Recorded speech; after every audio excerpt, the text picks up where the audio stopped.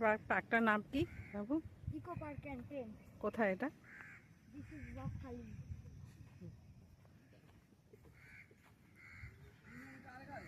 আর আমাদের খুব সামনে সুন্দর। রয়েছে, এখান থেকে সমুদ্রের গর্জন শোনা যাচ্ছে। আমরা এখানে স্নানও করতে পারবো, কারণ এখানে স্নান করার অনেক অনুমতি রয়েছে। তাই স্নান করতে পারবো তো।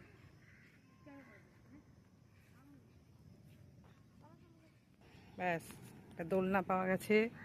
অনেক দোলনা আছে, অনেক। এখানে একজন, এই বাঁধটার ওপারেই হচ্ছে সমুদ্র। সমুদ্রের গর্জন পুরো শোনা যাচ্ছে এখান থেকে, ভীষণ সুন্দর।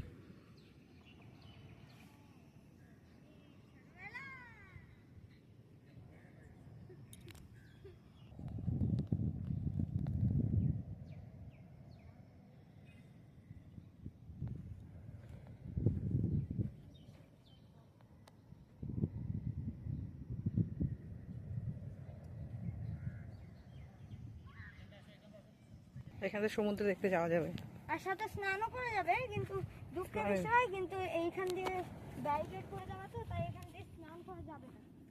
তা আমরা দেখে আসি স্নান করা যায় কিনা সেটা। বাহ,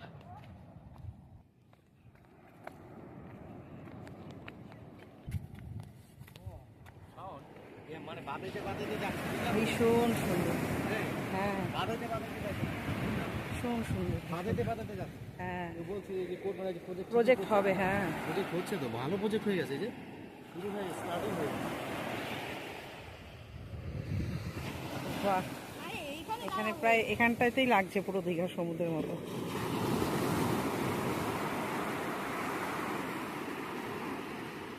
ভীষণ সুন্দর লাগছে।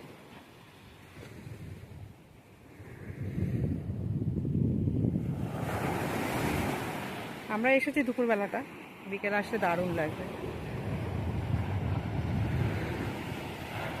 আর ওখানে তো সবাই ভিড়ে রয়েছে।